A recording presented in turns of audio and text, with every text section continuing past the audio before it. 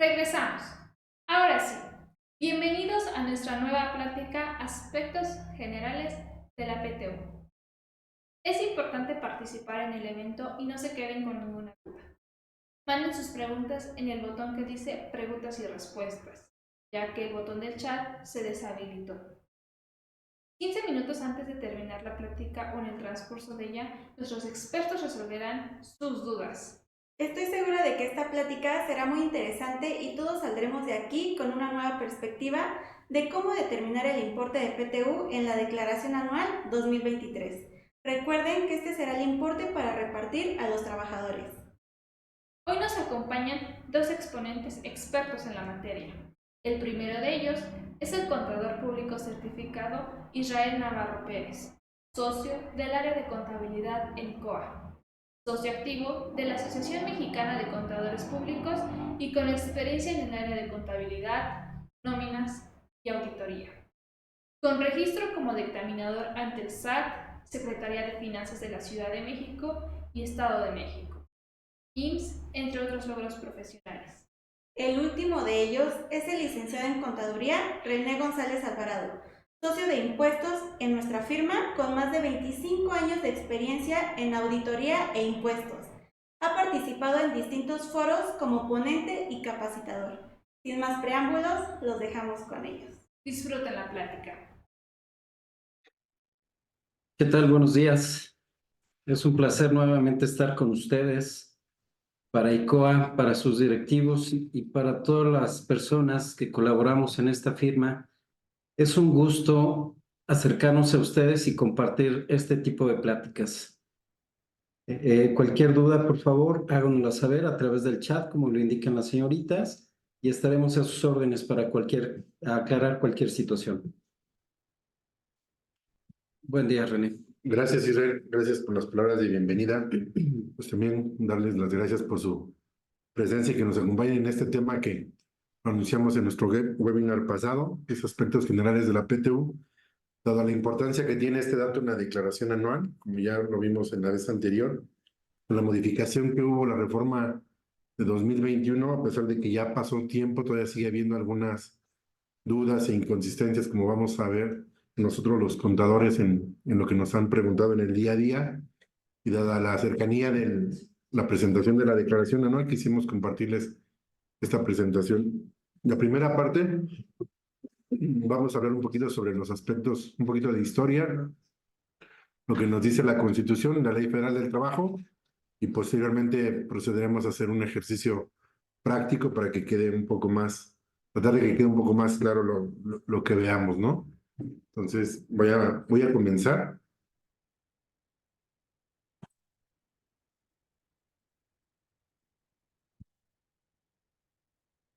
Bien, los antecedentes de la PTU, bueno, pues principalmente surgen a mediados del siglo XIX, por ahí de 1848, por el economista alemán. Vino una corriente en Europa donde venía un reconocimiento al derecho de los trabajadores después de la revolución industrial, con toda esta parte que se da de los factores económicos, el reconocimiento al esfuerzo de los trabajadores para que coadyuvan a que las empresas tengan utilidades y generen riqueza y una repartición equitativa de esta riqueza, ¿no? Entonces, en 1872 surge la corriente socialista, que, como les mencionaba, aparece después de la revolución industrial que se da en Europa, ¿no?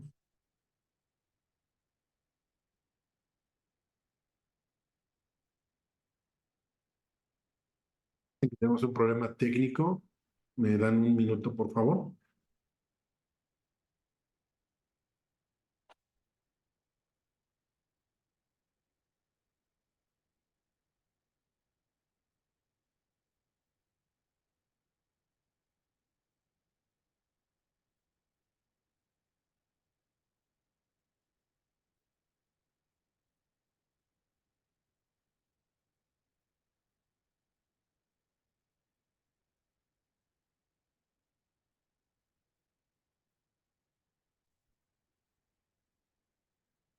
Ok, el error que nos dijeron es que no se estaba compartiendo la presentación.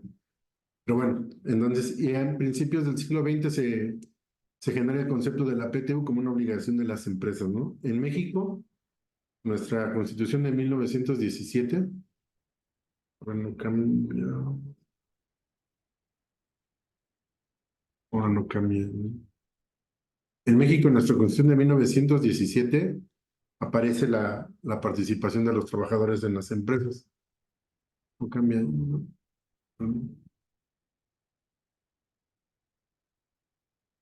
A ver, denme otra vez otros segundos, por favor.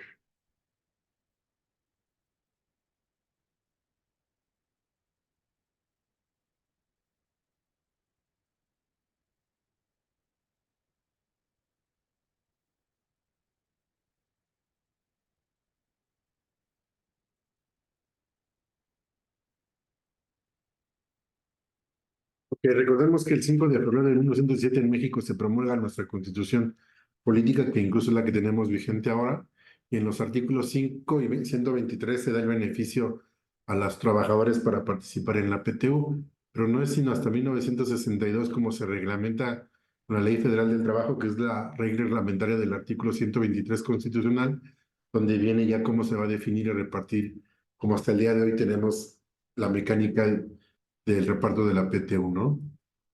Principalmente por sus fundamentos legales, recordemos que es el artículo 123, el apartado A, fracción novena de la Constitución Política. El apartado A, recordemos que habla sobre cómo regular las relaciones laborales de los trabajadores de la iniciativa privada. El apartado B habla de regular las relaciones de los trabajadores del Estado, ¿no?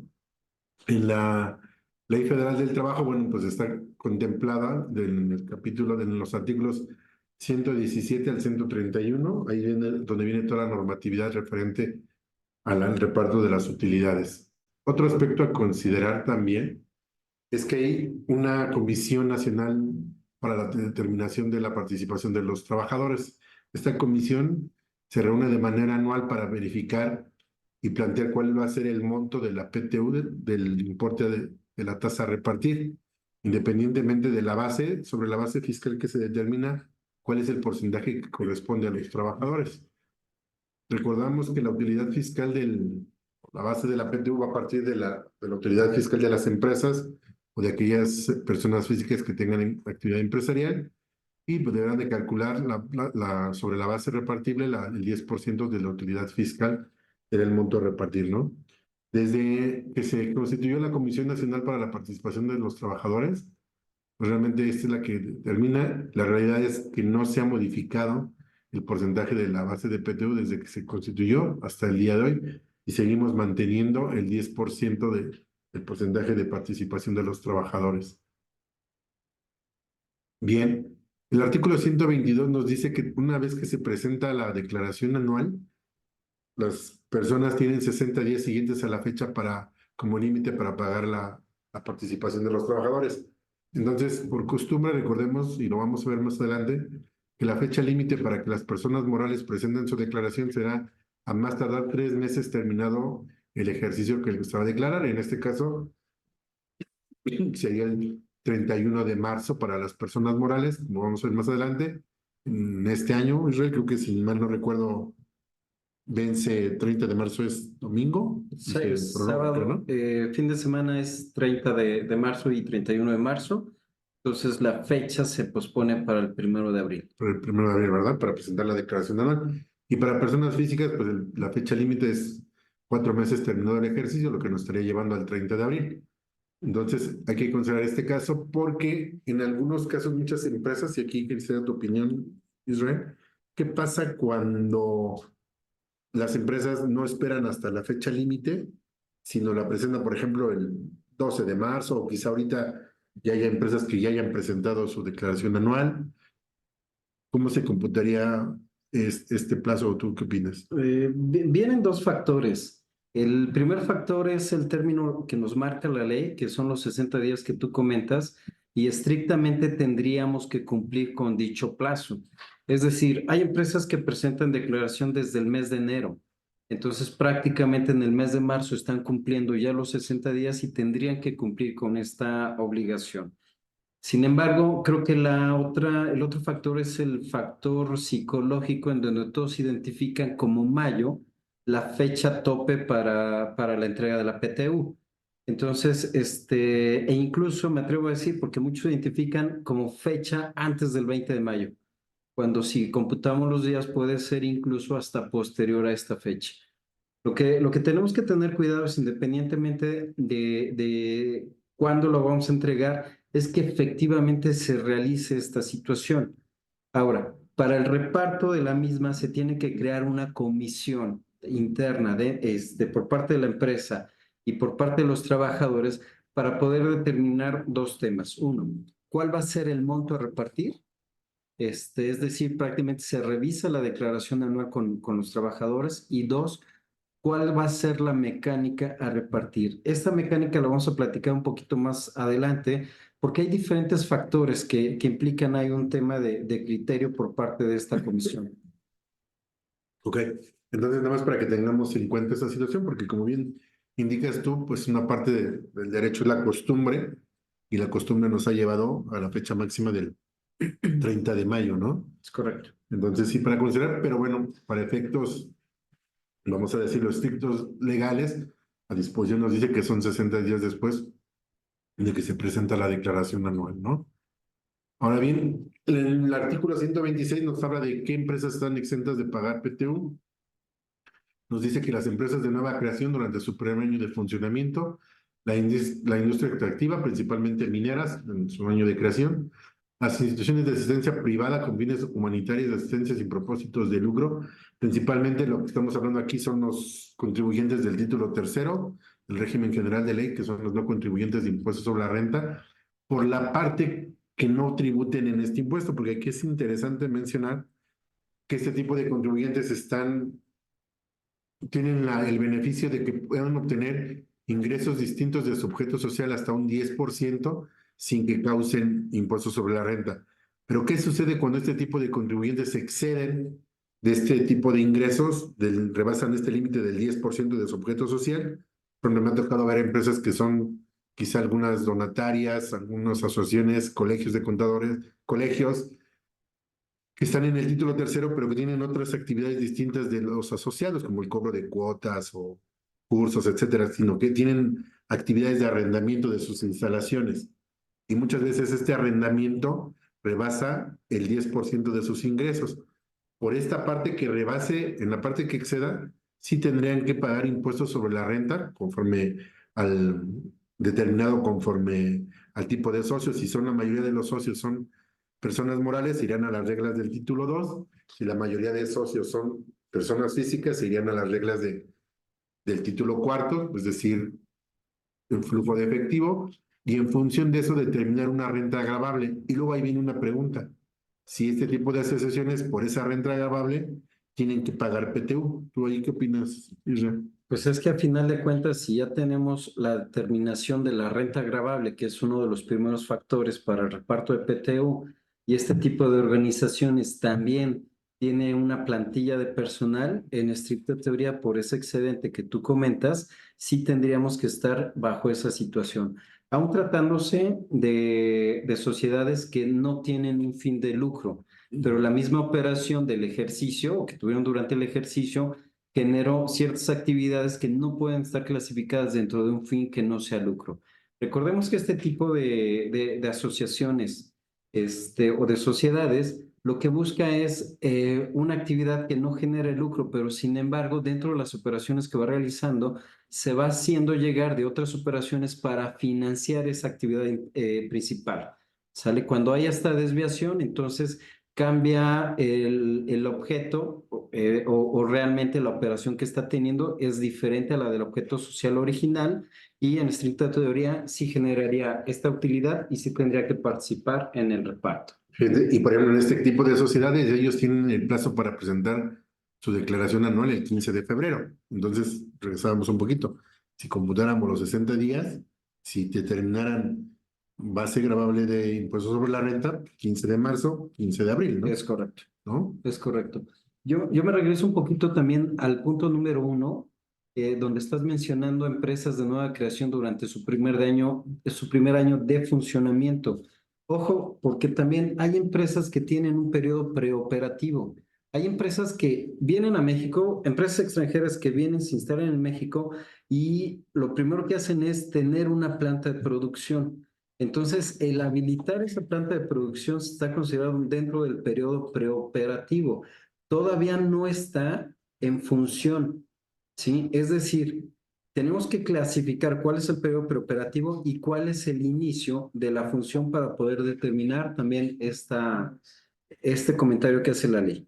¿Sale? ¿Cuándo inicia función? Para decir, a partir de aquí, inicio función, por este primer ejercicio que ya estoy desempeñando mi actividad económica, estoy exento de la PTU. Sí, es muy importante, ¿no? Siguiendo con las empresas, organismos que nos exentan del pago de la PTU, la propia Ley Federal del Trabajo, bueno, pues nos habla del Seguro Social, las instituciones públicas descentralizadas o aquellas que tienen fines culturales o de asistencia o beneficencia, como pueden ser museos, comedores comunitarios, etcétera, ¿no? Y por último, también nos habla en esta lámina que estamos presentando, las empresas, las micropymes, con capital menor a 300,000 pesos, ¿no? Bien, ahora, ¿quiénes de los trabajadores que conforman las empresas no están contemplados para el reparto de la PTU? Bueno, en generación estricta de la ley, nos dice que los directores, administradores y gerentes generales de las empresas no participarán en las utilidades. Y aquí viene por ahí un caso de análisis que sí quisiera comentar con Israel, en una práctica que nos ha tocado revisar.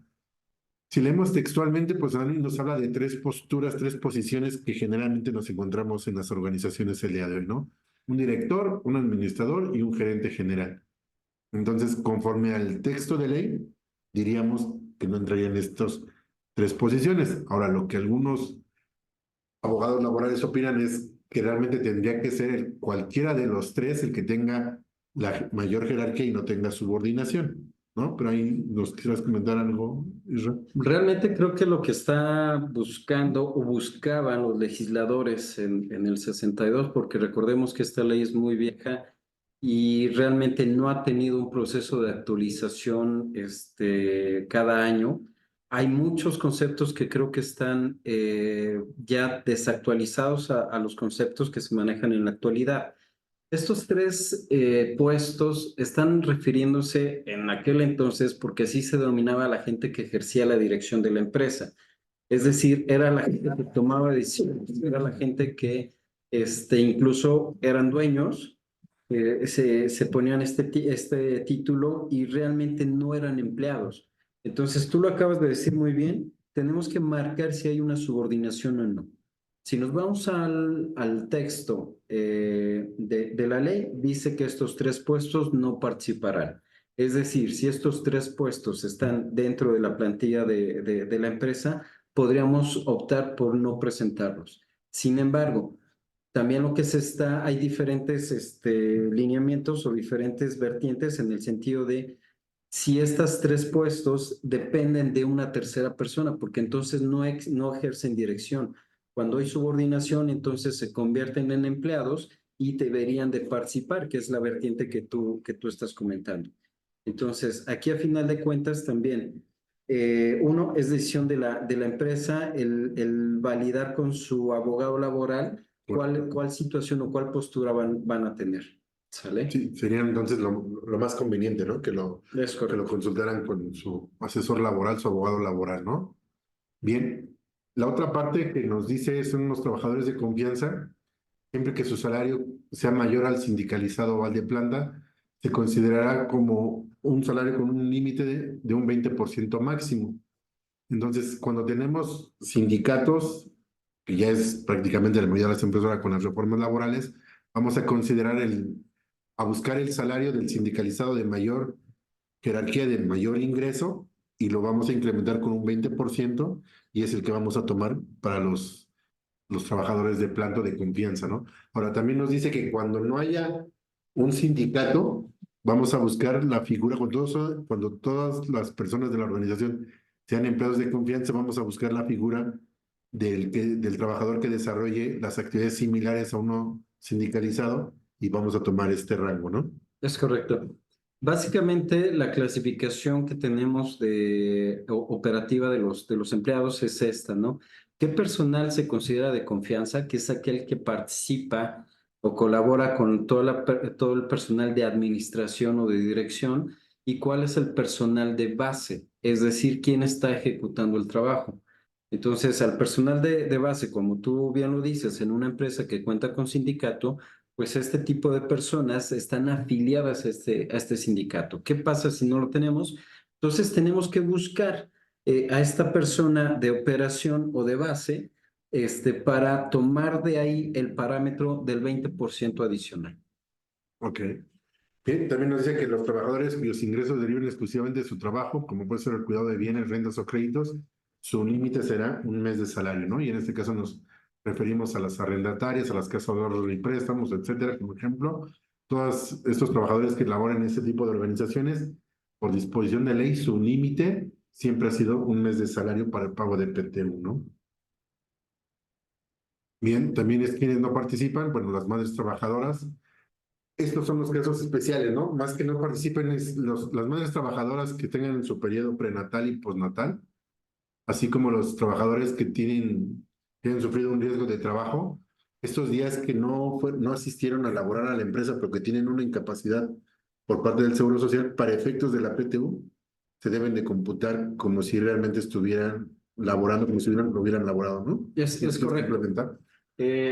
Vámonos con el tema de aquellos trabajadores que sufrieron un riesgo de trabajo. Cuando está considerado como un riesgo de trabajo, quiere decir que fue en el desempeño de sus labores. Entonces, estaría muy mal visto el hecho de que, bueno, estás de incapacidad, sí fue en el desempeño de tus labores, pero entonces no participas de la PTU. Entonces, la ley protege a este tipo de empleados bajo esa situación. ¿Sale? Recordemos que cuando estamos hablando de una incapacidad, la única autoridad en caso de las empresas que se rigen sobre el apartado A del artículo 123 constitucional, la única autoridad capacitada o autorizada para emitir este tipo de dictámenes médicos o de incapacidades médicas es el Instituto Mexicano del Seguro Social. No hay otro. ¿Sale? Si no está emitida la incapacidad por parte de este instituto, entonces no se puede computar como un riesgo de trabajo. Y en el caso de las madres trabajadores, a final de cuentas lo que está haciendo la Constitución y lo que está haciendo la Ley Federal de Trabajo es proteger los derechos que tienen. Entonces, la misma Ley Federal de Trabajo indica este tipo de incapacidades de manera prenatal, postnatal. Cuidado porque hay también incapacidades de enlace entre una y otra. Y estas también deben de estar consideradas dentro de este sentido, ¿no? Ok. Bien, los trabajadores del servicio de una empresa familiar que formen parte de ella también estarán exentos del pago de la PTU. Otro tema en la industria de la construcción. Debemos determinar quiénes trabajadores tienen derecho. Aquí nos hablamos los trabajadores eventuales principalmente. El plazo o los días mínimos que deben de laborar son 60 días. Aquellos eventuales que de manera continua o discontinua hayan laborado 60 días.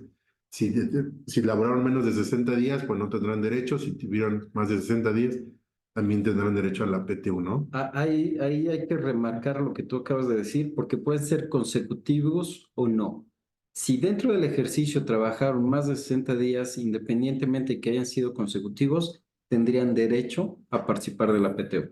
Y esto parte de los días, tanto de los trabajadores que tuvieron un riesgo de trabajo, como las madres en su periodo de maternidad y los trabajadores de la construcción. Es importante mencionar, o estamos haciendo mucho énfasis, porque como vamos más adelante, los días laborados en un periodo del ejercicio son una base fundamental para determinar el reparto, ¿no?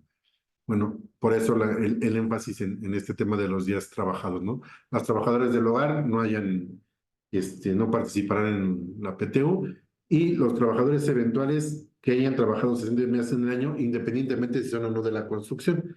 Y aquí sí quisiera que profundicemos, porque ¿qué pasa cuando yo contrato a un trabajador y le doy un contrato de tiempo determinado, periodo de prueba, generalmente 90 días, o le doy el contrato de planta de un inicio, como comúnmente se dice? Hay que nos Sí.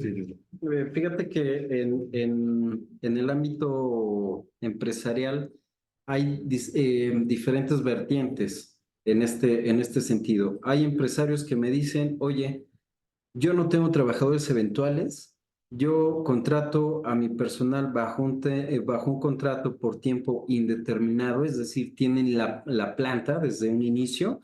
Entonces, este apartado de la ley no está sujeto a mis empleados.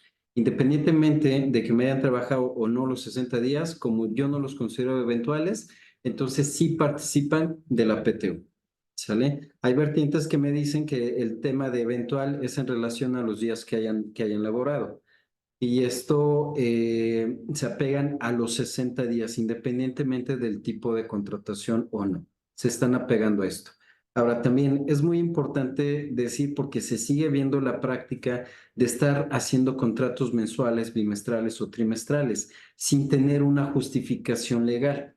¿Sale? Recordemos que sí la ley me permite hacer un contrato mensual para efectos de capacitación, nada más, pero es un contrato que me lo permite por 30 días. No se vale estar repitiendo ese contrato porque realmente pues no tiene relevancia, no tiene algún respaldo legal el estar contratando o haciendo contratos mensuales. ¿Sale? Un solo contrato mensual. Si no se termina esto, en automático se da el contrato por tiempo indeterminado y deja de ser un trabajador eventual. Ok, bien. Y pues en este caso también incluso si llegáramos a tener alguna duda sobre qué criterio aplicar, pues también sería conveniente consultar con el laboral, ¿no? Sí, a final de cuentas, recordemos que para el reparto de la PTU se debe generar o se debe crear una comisión y realmente lo que se va a evaluar es la situación de cada empresa en particular. No son reglas de carácter general, son situaciones que se deben de ver en cada una de las empresas y tener el respaldo del asesor laboral porque a final de cuentas quien puede enfrentar ahí una situación es la empresa como tal. Entonces, acérquense con su asesor porque es quien va a mediar la defensa para este tipo de situaciones.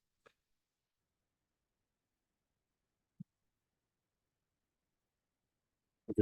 En este caso, por ejemplo, ahora vamos a ver lo que es la renta agravable de la PTU, en conforme a las personas morales, pues está determinado en el artículo 9 de la Ley del Impuesto a la Renta, en el título segundo, que nos habla de ingresos acumulables, menos deducciones autorizadas, como vamos a ver más adelante. Para las personas físicas con actividad empresarial y profesional, pues está en el artículo 109, en el primer párrafo de la Ley del Impuesto a la Renta. Ahora, la fecha, como mencionábamos hace un rato, por la presentación de la declaración anual para personas morales, será el 31 de marzo de 2024 y para las personas físicas el 30 de abril de 2024, ¿no? Ahora bien, vamos a ver cómo se determina de manera muy general la renta agravable de la PTU. Les mencionábamos aquí se movió un poco en la presentación. Los ingresos acumulables tenemos 3.800.000, tanto para ICR como para PTU. Conforme a las reglas de ICR, recordemos que no podemos deducir aquella parte que realizamos, aquellos pagos que le realizamos a los trabajadores que no están grabados, no los podemos deducir al 100%. Recordemos que podemos deducir un 53 o un 47% de estos pagos, como pueden ser el aguinaldo, la prima vacacional, etcétera. Todos aquellos, algo de previsión social. Mientras no esté totalmente grabado, no podemos deducir esta parte. Entonces, esta parte la vamos a disminuir la vamos a quitar de las deducciones.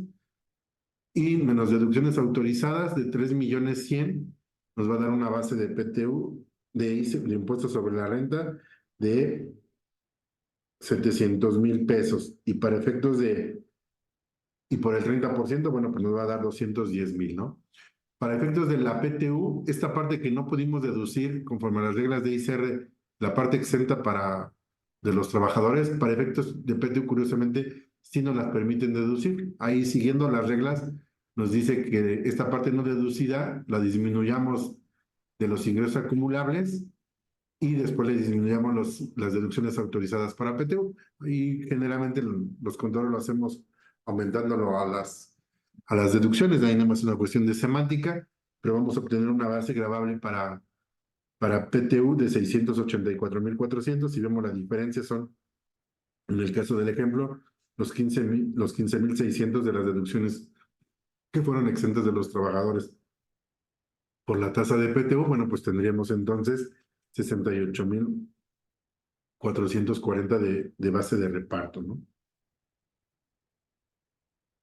Esta es la mecánica, como se determina de manera muy general y muy simplificada la PTU y su registro contable, bueno, pues para efectos de la contabilidad de las normas de información financiera, nos dice que se debe registrar una cuenta de otros gastos en la parte de resultados, 68,440 contra la cuenta de acreedores diversos, PTU por pagar, 68,440, ¿no? Sería como deberíamos de registrar en nuestra contabilidad esta base determinada hasta lo que hemos visto hasta el momento, ¿no? Ahora bien, el artículo 123 nos dice que una vez determinada la base que repartimos, que determinamos de PTU conforme al impuesto sobre la renta, la vamos a dividir o se va a repartir de dos partes. Vamos a dividirla en dos partes iguales, donde la primera parte, o el 50%, vamos a determinarla considerando el número de días que hayan laborado los trabajadores en la empresa. Por eso la importancia de que destacábamos hace un rato, ¿no? Vamos a sacar nuestra plantilla de todos los trabajadores, vamos a determinar cuántos días. Vamos a hacer una suma total de días y este factor lo vamos a dividir estos días entre la base de PTU. En el ejemplo que estábamos viendo, nosotros teníamos que habíamos determinado 68,440 entre dos partes. Entonces, una primera parte de 34,220 nos tendrá que dar un factor que vamos a multiplicar por días.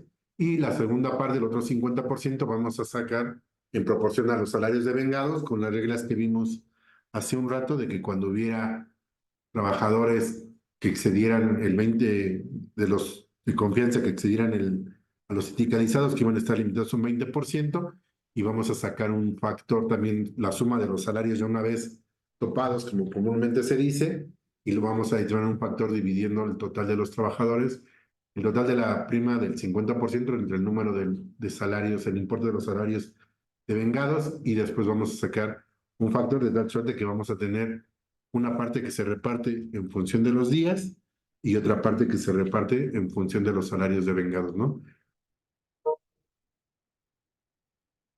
Ahora, recordemos que en 2021 la reforma laboral lo que nos dijo es que todas las empresas tenían que tener en su nómina aquellos trabajadores que les permitieran obtener sus ingresos preponderantes, que no podían tener subcontratación a discreción, aun cuando se dio la subcontratación de servicios especializados, tienen que cumplir con las reglas del famoso REPSE, pero no podemos tener a todos nuestros trabajadores en este tipo de empresas, ¿no? Sino los trabajadores que nos ayudan a obtener nuestra actividad empresarial, nuestros ingresos preponderantes, son los que tendríamos que tener nosotros en las empresas. Entonces, nos dijeron, ok, tú tienes que tener a los trabajadores en las empresas, pero el tema de PTU se limitó y se limitó a lo siguiente, ¿no? Nos dice la fracción octava, que es lo que se modificó, que nos dice que el monto de la PTU se tendrá como límite máximo 3 meses del salario del trabajador o el promedio de la participación recibida en los últimos 3 años. De estos dos criterios, vamos a considerar el que más beneficia a los trabajadores.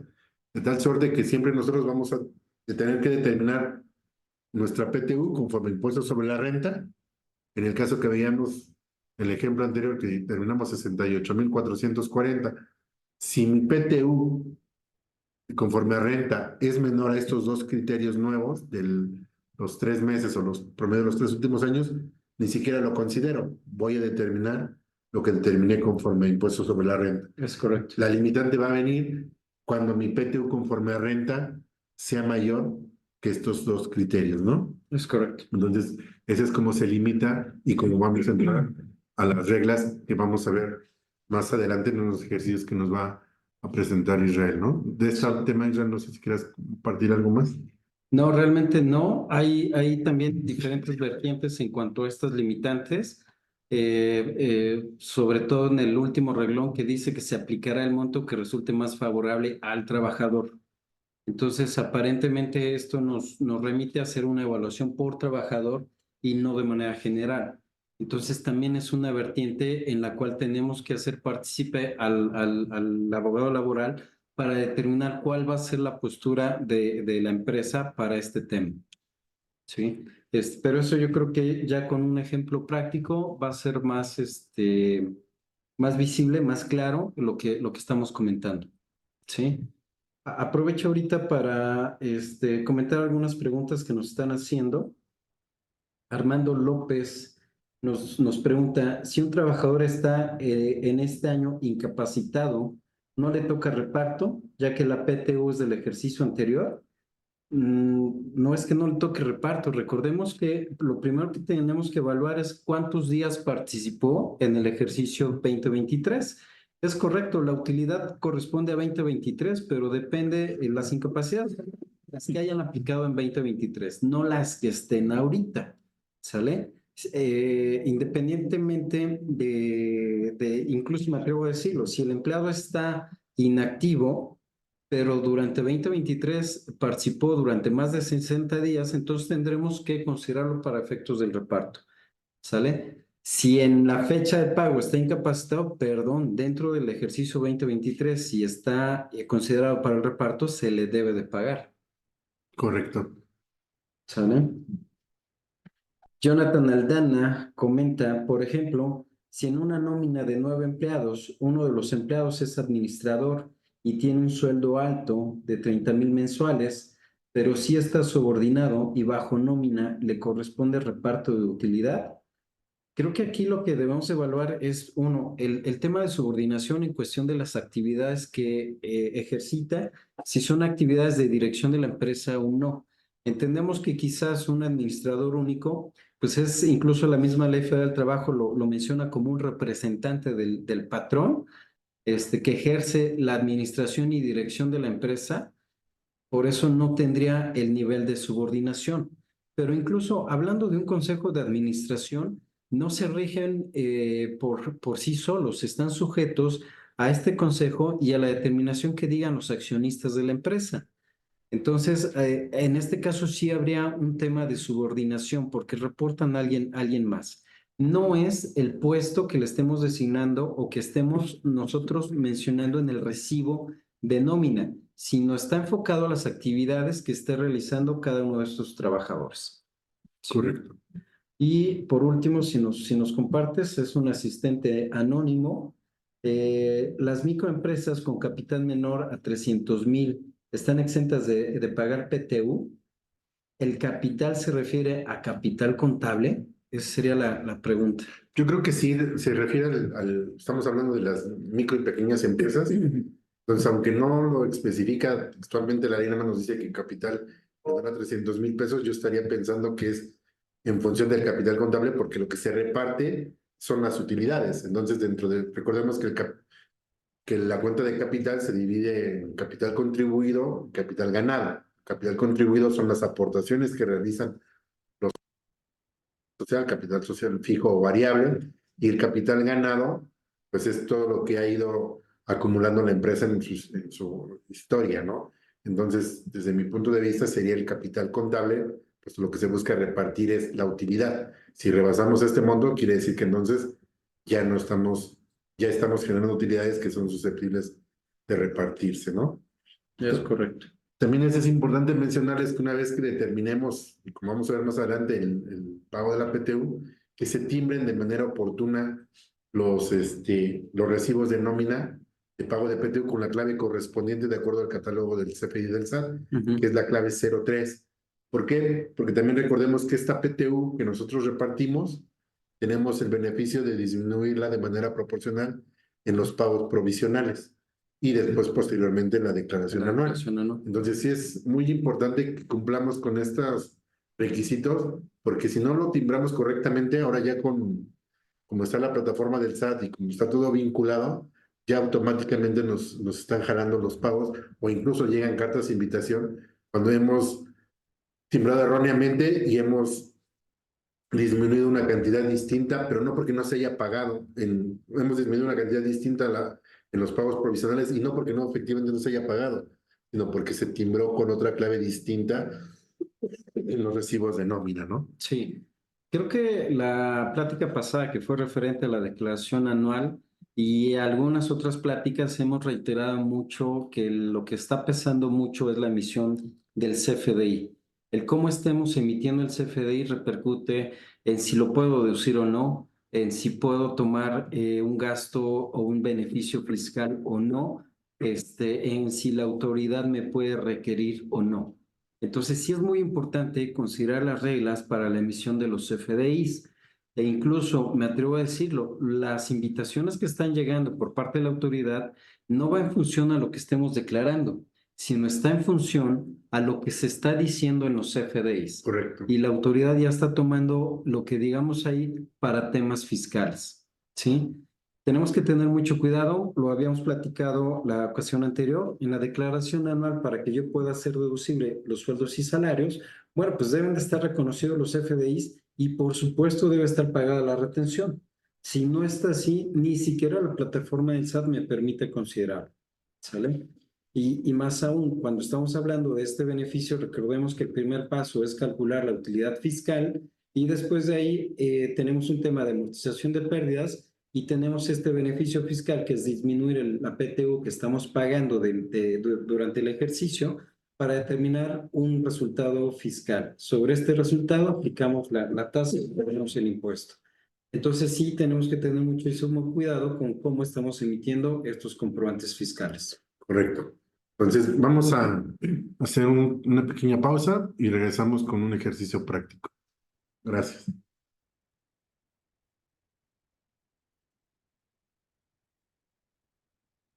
En ICOA ofrecemos soluciones en auditoría. Nuestros principales servicios son: auditoría fiscal. Uno de los beneficios del dictaminarse para efectos fiscales es la revisión secuencial, lo que significa que primero revisan al contador público inscrito y después al contribuyente. No pierdas esta oportunidad. Auditoría de Seguridad Social, IMSS e Infonavit. Revisamos la correcta autodeterminación de las cuotas obrero-patronales y el cumplimiento oportuno, a través del dictamen emitido por el contador público inscrito, el cual es un especialista reconocido por las autoridades de dichas instituciones. Auditoría e impuestos locales. El dictamen de impuestos locales te permite tener la certeza del cumplimiento correcto de tus obligaciones en materia de impuestos sobre nóminas e impuesto predial. Auditoría financiera. El correcto cumplimiento de las normas de información financiera se refleja en los estados financieros, que son una herramienta para revelar e informar a terceros interesados. El dictamen en cuestión ayuda a cumplir con tus objetivos. Auditoría operacional y administrativa. La evaluación y fortaleza del control interno de la compañía permite tener la seguridad de la materialidad y razón de negocios de las operaciones celebradas. Verificamos el correcto diseño e implementación del control interno. ICOA es una firma internacional que actualmente tiene presencia en 20 países de América, Europa y Asia. 54 años de experiencia nos respaldan.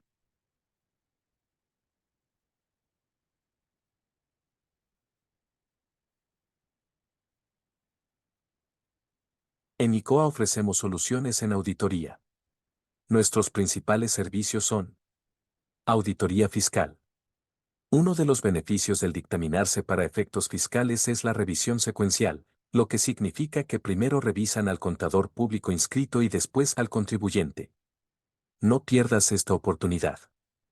Auditoría de Seguridad Social, IMSS e Infonavit. Revisamos la correcta autodeterminación de las cuotas obrero-patronales y el cumplimiento oportuno, a través del dictamen emitido por el contador público inscrito, el cual es un especialista reconocido por las autoridades de dichas instituciones. Auditoría e impuestos locales. El dictamen de impuestos locales te permite tener la certeza del cumplimiento correcto de tus obligaciones en materia de impuestos sobre nóminas e impuesto predial. Auditoría financiera. El correcto cumplimiento de las normas de información financiera se refleja en los estados financieros, que son una herramienta para revelar e informar a terceros interesados. El dictamen en cuestión ayuda a cumplir con tus objetivos. Auditoría operacional y administrativa. La evaluación y fortaleza del control interno de la compañía permite tener la seguridad de la materialidad y razón de negocios de las operaciones celebradas. Verificamos el correcto diseño e implementación del control interno. ICOA es una firma internacional que actualmente tiene presencia en 20 países de América, Europa y Asia. 54 años de experiencia nos respaldan.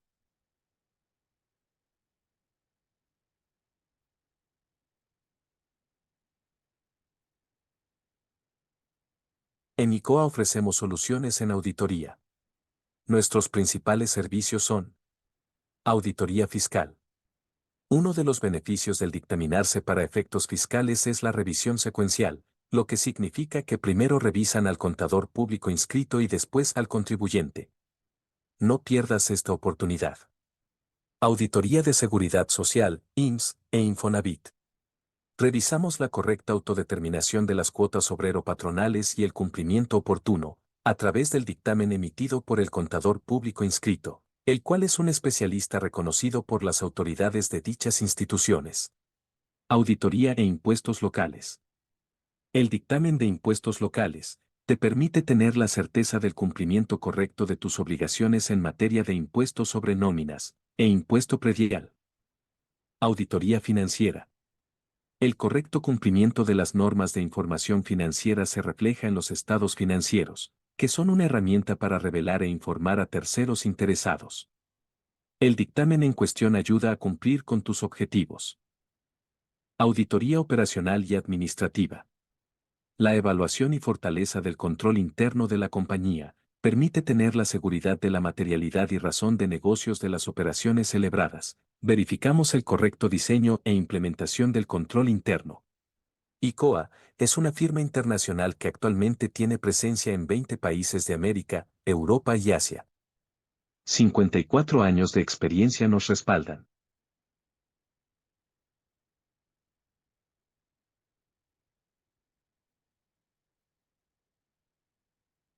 Muchas gracias por su espera. Vamos a empezar a mostrar lo que es un ejercicio práctico con cifras y todo, con todo lo que ya comentamos ahorita, que es teoría. Vamos a tratar de aplicarlo en esta práctica para ir, que se van aclarando todas las dudas. ¿Sí? De inicio, terminamos hace unos minutos comentando lo importante que es el mostrar dentro de los FDIs de nómina la información referente a sueldos y salarios. En el ejercicio que están viendo en sus pantallas, estamos viendo una descripción o un acumulado de la nómina del ejercicio de X empresa, ¿sale? Donde podemos ver los diferentes conceptos de percepciones, ya sea como de sueldos, horas extras, aguinaldo, vacaciones, prima vacacional y varias prestaciones más, con su respectiva característica de cuál es el importe exento y cuál es el importe grabado, ¿sale? Tengo señaladas de amarillo algunos importes que voy a pedir que los tengan muy en mente, porque en primer lugar estaríamos hablando del total de percepciones que podían ser deducibles para efectos impositivos, que es de 23.230.978 pesos, ¿sale? Este total de percepciones tiene percepciones exentas en una suma de 1.037.307 pesos, ¿sale? El artículo 28 en su fracción 30 de la Ley del Impuesto sobre la Renta, el cual nos está hablando de los importes que son no deducibles para efectos de base impositiva para ISR, nos menciona que estos exentos, al no ser un importe grabado para el empleado, estará sujeto a un porcentaje para evaluar cuál va a ser la parte exenta para impuesto sobre la renta y cuál va a ser la parte no deducible. ¿Sale? Y nos remite a una situación de calcular un coeficiente. Este coeficiente, vamos a hacer un poquito de historia. Antes de que existiera esta regulación, lo que hacían muchos patrones es dar prestaciones de previsión social y buscar esos conceptos de previsión social para efectos de buscar un beneficio para el empleado sin que esto representara un costo para ellos, ya que estos conceptos de previsión social, uno, son exentos de impuesto sobre la renta y dos, no son sujetos para integración del salario base de cotización para el tema de las cuotas patronales, ¿sí? Entonces buscaban esos mecanismos. Cuando la autoridad dice, oye, los conceptos que no son totalmente grabados para el empleado tendrán una limitante para temas de deducibilidad, lo que busca la autoridad es que no haya una disminución en cuanto al otorgamiento de estas prestaciones. Y nos dice, si tú manejas la misma proporción o incluso la incrementas, de estos conceptos que son exentos podrás deducir hasta un 53%. Pero ¿qué pasa? Que si bajas esta proporción, entonces estarás solamente deduciendo un 47%. Para el ejercicio que estamos viendo, vamos a manejar que solamente será deducible ese 47%. Es decir, del 1.037.000 solamente vamos a poder deducir para efectos de impuesto sobre la renta 487.000 y dejaremos fuera 549.000. Ahora, pasemos a la determinación de la base fiscal, lo que nos dice impuesto sobre la renta, y pasemos a hacer un comparativo para el tema también de la determinación de base de PTU, ¿sale? Aquí estamos mostrando las diferentes cuentas o las diferentes partidas de los ingresos que está teniendo esta empresa. Y estamos viendo un comparativo entre lo que es la parte contable, la parte fiscal para impuesto sobre la renta y la parte para PTU. En el caso de los ingresos podemos observar ingresos por servicios, ingresos por cobrar, otros ingresos de puestos no identificados, utilidad cambiaria, ingresos por partidas discontinuas o extraordinarias e intereses o comisiones de vengados a favor. El catálogo de estos conceptos depende de cada una de las empresas y la clasificación que le estemos dando. Indiscutiblemente hay que recalcar, si nosotros dentro de nuestra contabilidad estamos diciendo que es un ingreso, la autoridad toma eso de base para fincarlo como un ingreso fiscal y, por supuesto, para un ingreso para PTU. Aquí estamos señalando un concepto que es adicional, que no viene en la parte contable, pero sí viene en la parte fiscal y la parte de PTU, que es el anticipo de clientes. Recordemos que el artículo 17 de la Ley de Impuesto sobre la Renta nos menciona la forma de los tiempos en los cuales se van a acumular los ingresos y tiene como uno de sus apartados el tema de los intereses, cuando hay un el tema de los anticipos, cuando hay un anticipo por parte del cliente, ya es sujeto de acumulación, ¿sale? Podemos también tener cuidado, debemos de tener cuidado en el caso del ajuste anual por inflación acumulable, que también es un ingreso fiscal, pero no es un ingreso financiero, ¿sale? En este caso, el único concepto que estamos manejando es este tema de anticipo de clientes, y me aplica para el tema fiscal y para el tema de PTU, teniendo como total de ingresos contables 718 millones, ingresos para efectos de impuesto sobre la renta 719 millones y para base PTU 719. Ahora, pasemos al tema de las deducciones. Varias de ellas pasan igual, como es el tema de devoluciones, rebajas, descuentos sobre ventas, que también me atrevo a decir es una de las fallas que comúnmente se ven en las empresas porque consideran que estos conceptos, estas notas de crédito que se emiten están disminuyendo a los ingresos, no siendo así. La ley, este tipo de notas de crédito la considera como una deducción autorizada. Entonces, no tendríamos por qué estarla mezclando con los ingresos. Siguiendo, tenemos el costo de ventas y tengo, en este caso lo quisimos manejar así. ¿Por qué? Porque financieramente podemos manejar cualquier o N situación de eventos que puede considerar la empresa. Aquí estamos teniendo una provisión de costos, pero son costos para temas financieros, pero no reúnen los requisitos o no pueden ser considerados para temas fiscales. Y me está marcando una variante de 17 millones que no estoy considerando ni para un ingreso perdón, una deducción para impuesto sobre la renta y por consecuencia una deducción para PTU, ¿sí? También el tema de los gastos no deducibles no lo puedo considerar para temas fiscales ni para tema de ISR. Ahora, marcamos de amarillo aquellos conceptos que están relacionados con el tema de nómina. Aquí se segregaron dependiendo si es un tema de la matriz, un tema de alguna sucursal, dependiendo la parte financiera. Pero si sumamos estos conceptos que están de amarillo, entonces estamos llegando a la cantidad que habíamos comentado en un inicio. ¿Vale? Es decir, estos conceptos de amarillo están considerando 23.230.000 pesos, que coincide con el acumulado de nómina. Ahora, para efectos fiscales, todos los conceptos de sueldo pasan igual. Sin embargo, en el tema de sueldos exentos, solamente pasa la cantidad que habíamos determinado como sí deducible. Para tema de PTU, lo que comentaba René es que la descripción o la redacción de ley me dice que debería de disminuir los ingresos. Es cuestión de semántica. La costumbre es que ponemos dentro de las deducciones la totalidad de los exentos. Esta es la diferencia que voy a tener entre la base fiscal y la PTU. Es la única que me permite la ley. ¿Sí?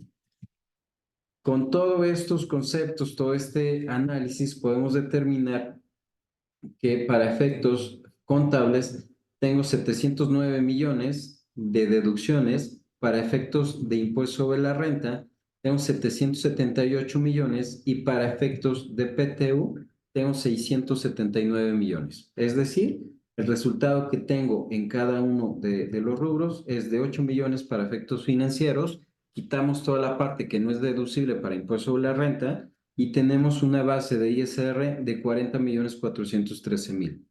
Para PTU de 39.864. Siendo este concepto de los exentos la única diferencia que hay entre la base para impuesto sobre la renta y la base de PTU. ¿Sí? Ahora, estos 39 millones de PTU le vamos a aplicar el porcentaje del 10% que nos menciona la Ley Federal de Trabajo y la misma Constitución.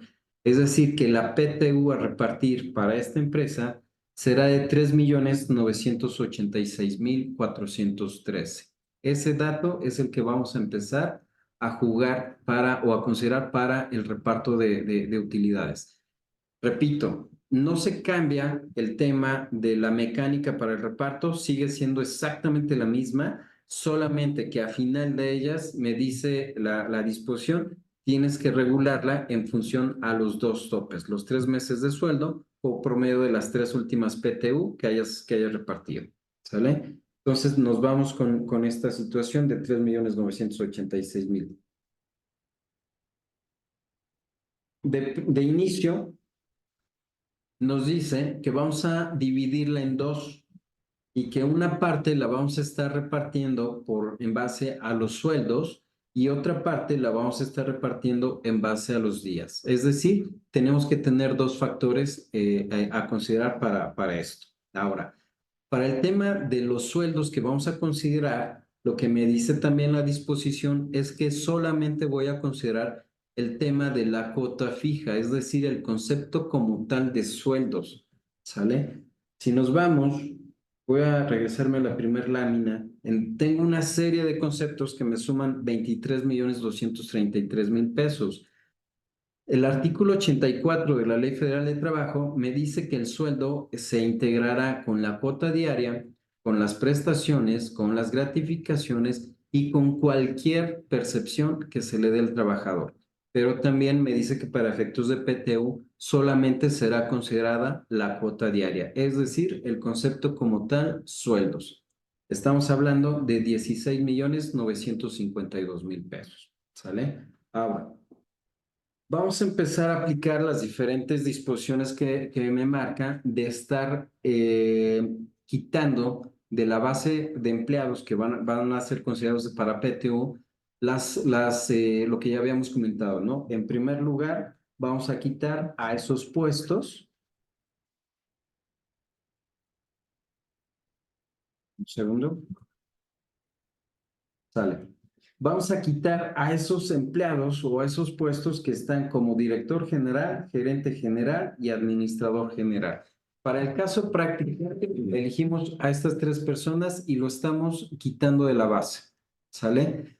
Repito, esto es a criterio de cada una de las empresas porque si demostramos que solamente uno de ellos existe o ejerce el tema de dirección y los demás son subordinados, será criterio de cada empresa si los consideramos para base de PTU o no, ¿sale? Con esto estamos disminuyendo el sueldo acumulado, el sueldo devengado durante todo el ejercicio en 1.430.000 pesos. Hablando de los días y vamos a determinar aquellos que sean empleados eventuales en función de los días efectivamente elaborados, vamos a quitar todos aquellos que tengan menos de 60 días, independientemente del criterio que habíamos comentado, de que hay empresas que lo llevan a un tema del tipo de contratación, ¿sale? Entonces, por esta razón, estaríamos disminuyendo todavía la base en 189.000 pesos. Tenemos que considerar a la totalidad de empleados que hayan laborado durante el ejercicio, hablando en este caso durante el ejercicio de 2023, y tenemos que tener la certeza de que no nos haga falta alguno de ellos, ¿sale? Es decir, si sumo los sueldos de la gente que sí va a estar integrada, de la gente que estamos quitando por el tema del puesto y de la gente que estamos quitando por el tema de los días laborados, estoy llegando a un acumulado de 16.952.123. Misma cifra que estamos mencionando acá como concepto de sueldos. ¿Sale? Ese es un parámetro para el cual tengo la certeza de no haber omitido a nadie y de que todos estén considerados. ¿Sale? Siguiente paso, vamos a identificar aquel empleado que tenga la característica de ser sindicalizado. Vamos a evaluar el ingreso que tiene el acumulado y lo vamos a incrementar en un tema de un 20%. En este caso, estamos ubicando con estas características a este empleado 185 como sindicalizado. Repito, si no tenemos la identificación o la participación de un sindicato dentro de la empresa, entonces tendríamos que estar hablando del personal de confianza y el personal de base. Y tendríamos entonces, o el personal operativo, tendríamos que ubicar bajo este esquema cuál sería ese personal operativo, cuál el más alto y tomarlo de base para el tema de incrementar o determinar el tope salarial. ¿Sale? Estamos hablando en este caso de un empleado que al año ganó 125.504. ¿Sale? Aquí en la parte de abajo estamos, determinando qué es este empleado, que su ingreso anual es de 125.504 y el 20% de esto corresponde a 25.100.88. Es decir, mi tope salarial es de 150.605. ¿Sale? Ahora, la práctica y la experiencia nos ha dicho que también debemos de considerar un tope diario y ahorita van a ver el porqué. ¿Sale? Es decir, que si esto lo divido entre 365 días, el tope salarial diario es de 412.62. ¿Vale? Si se fijan, a final de cuentas, lo que estamos ahorita tomando en consideración para la determinación de la base son criterios. Entonces, si estamos tomando esta situación en base a criterios, es muy importante tener la comisión, crear la comisión para el reparto de PTO y que todas estas situaciones se estén mencionando y se estén plasmando en las actas que debe firmar esta comisión. ¿Sale? Debe de haber un acuerdo de que el reparto de PTU hace bajo estas reglas.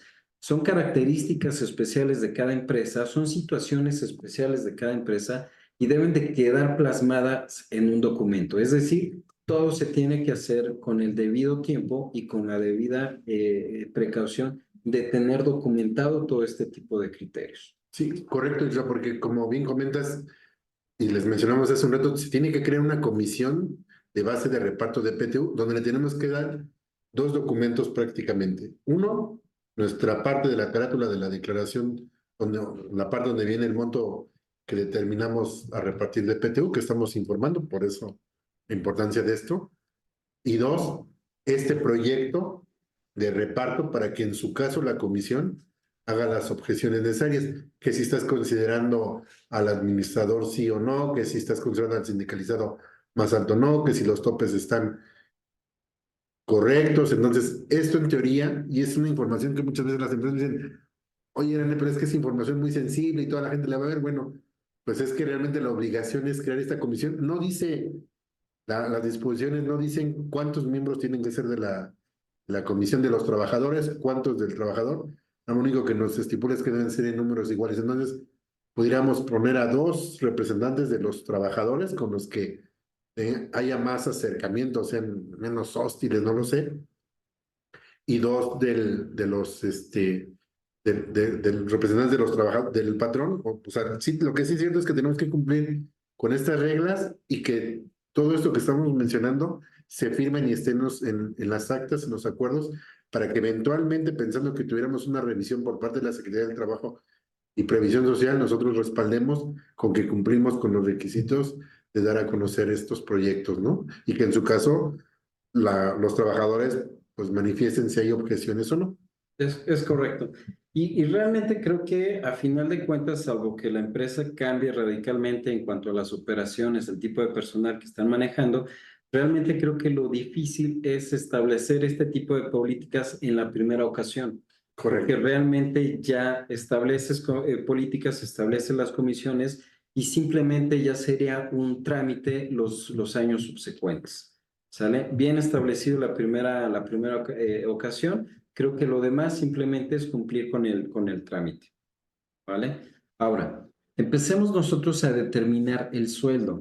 Hablamos que el sueldo que vamos a tomar para el reparto de PTU es el sueldo devengado durante el ejercicio. No es el sueldo mensual que tengamos registrado en la última plantilla, en la última nómina de la empresa. Es el sueldo devengado, es el sueldo que realmente se le pagó al empleado. Ahora, el tema del tope diario va en función de un poco también cuidando la participación que tuvo el empleado durante todo el ejercicio. Es decir, ¿qué pasa con aquellos empleados que entraron a mitad de año? ¿Sale? Realmente también su sueldo que están reflejando aquí no refleja el sueldo que hubiesen devengado en un año completo. Y hablando de personal de confianza, que puede ser salarios más altos, salarios superiores en relación al personal de base, pues se puede estar jugando ahí con el tope. Y vámonos al primer caso que tenemos marcado de azul. El empleado 77, estamos hablando que devengó durante todo el ejercicio un sueldo de 116,707. Si me voy muy estricto al tema del tope salarial, entonces estaría hablando que mi tope es de 150,000, ¿sale? Es decir, no está excediendo y tendría yo que considerarlo. Pero si nos damos cuenta, este empleado solamente participó 168 días. Entonces, ¿qué hacemos en este tema? Y lo hemos visto mucho en la práctica. Estamos considerando ese tope diario y lo estamos multiplicando por el número de días que vamos a considerar para el tema de reparto. Y ese número de días o esa multiplicación me dice que voy a tener un tope de 69,320. ¿Sale? Este es un empleado de confianza, por supuesto gana más que un empleado de base, entonces, pero estamos limitándolo a este sueldo en esta proporción en cuestión de los días que está laborando. Y ese es el sueldo que voy a estar considerando para PTU, ¿sale? Me voy a regresar un poquito para ver algunos ejemplos. El salario que tengo acumulado en varios casos, ya sea de personal sindicalizado, incluso de confianza, puedo tener en los tres primeros casos 77,000, 84,000, 88,000 pesos sobre empleados que trabajaron todo el año y que no están excediendo el tope de 150,000. Es decir, lo que voy a tomar para el tema de reparto es el sueldo de vengado que hayan participado. En los siguientes casos podemos ver que es personal de confianza que supera este tope que se ha determinado. Y estamos hablando de personal que trabajó todo el año. Es decir, en los siguientes casos vemos sueldos de 217,000, 215,000, 152,000. Estos, por supuesto, exceden al tope establecido y lo que voy a hacer es asignar dicho tope como limitante. Por ejemplo, Israel, viendo tu cuadro, ¿tienes un empleado de confianza que haya laborado menos días y que exceda el límite?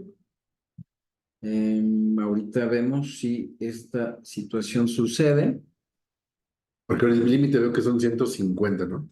Si, por ejemplo, este empleado ganó 145,000 por 364 días, está por abajo del tope y es un empleado de confianza, es el caso contrario al que comentas.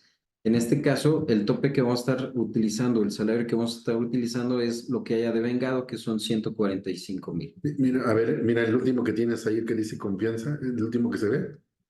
198, bueno, no, pero laboró 365 días. No quisiera ver si de casualidad tienes uno de confianza que ha elaborado menos de los 365 días. Ahorita vemos si hay uno.